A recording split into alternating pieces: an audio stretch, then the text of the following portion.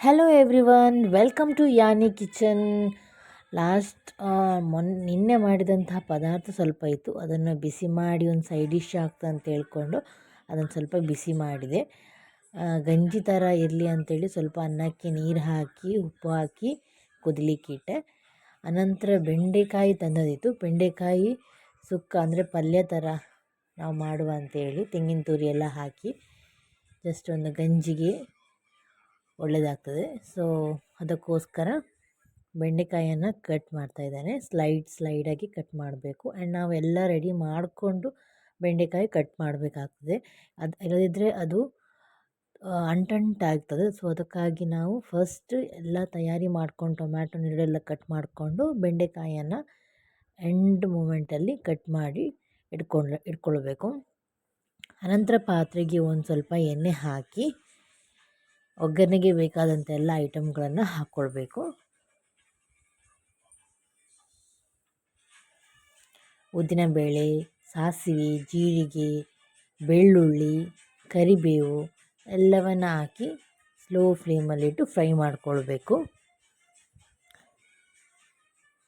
ಬೆಂಡೆಕಾಯಿ ಆರೋಗ್ಯಕ್ಕೆ ತುಂಬ ಒಳ್ಳೆಯದು, ಕಣ್ಣಿನ ದೃಷ್ಟಿಗೆ ಕೂಡ ಒಳ್ಳೆಯದು ಅಂತ ಹೇಳ್ತಾರೆ.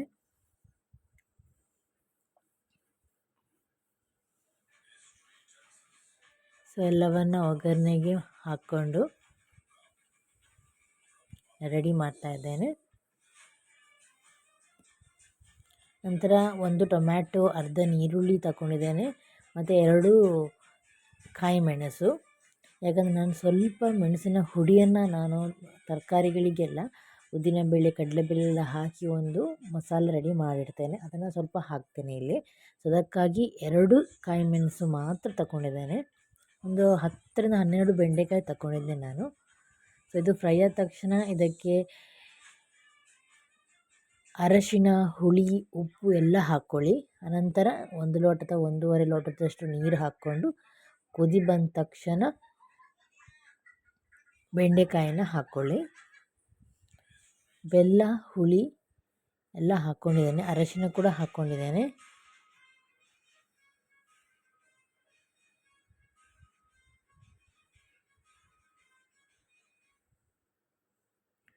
ಸೊ ಇನ್ನು ಅದನ್ನು ತನ್ನಷ್ಟಕ್ಕೆ ಬೇಯಲಿಕ್ಕೆ ಬಿಡಿ.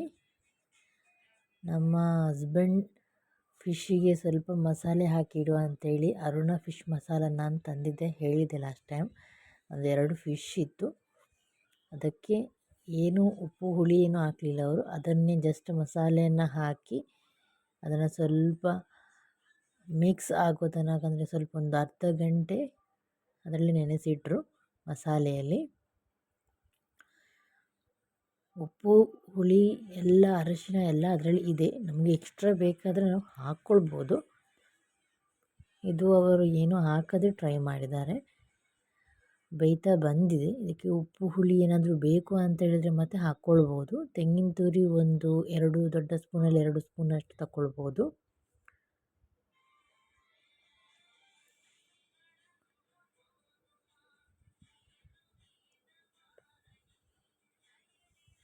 ತೆಂಗಿನ ತುರಿ ಮತ್ತು ನಾನು ಮಸಾಲೆ ಹೇಳಿದೆ ಅಲ್ಲ, ಅದನ್ನು ಒಂದು 2-2.5 ಸ್ಪೂನ್ನಷ್ಟು ನಾನು ತಗೊಂಡಿದ್ದೇನೆ. ಅಷ್ಟು ಖಾರ ಇಲ್ಲ ಅದು.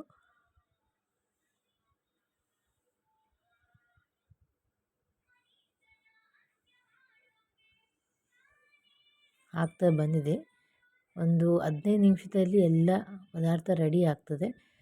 ಸೊ ಇದಕ್ಕೆ ಸ್ವಲ್ಪ ರುಚಿಗೆ ಒಂದು ಸಣ್ಣ ತುಂಡು ಬೆಲ್ಲ ಹಾಕಿದರೆ ಸಾಕು. ಯಾಕಂದರೆ ನಾವು ಮೆಣಸಿನ ಹುಡಿ ಹಾಕಿದ್ರಿಂದಾಗಿ ಸ್ವಲ್ಪ ಉಪ್ಪು ಹುಳಿ ಮ್ಯಾಚ್ ಆಗಲಿಕ್ಕೆ ಸ್ವಲ್ಪ ಬೆಲ್ಲ ಹಾಕಿದರೆ ಒಳ್ಳೆ ರುಚಿ ಕೊಡ್ತದೆ.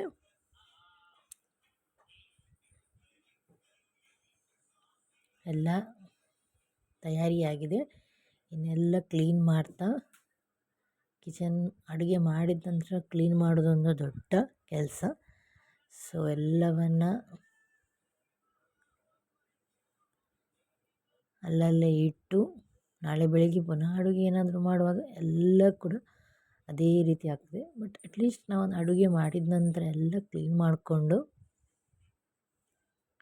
ಇಟ್ಬಿಟ್ರೆ ಬೆಳಿಗ್ಗೆಗೆ ಏನು ತೊಂದರೆ ಇರೋದಿಲ್ಲ.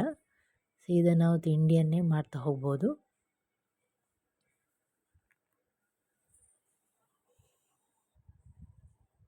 ನೋಡಿ ಎಲ್ಲ ಕ್ಲೀನ್ ಆಗಿದೆ ಈಗ.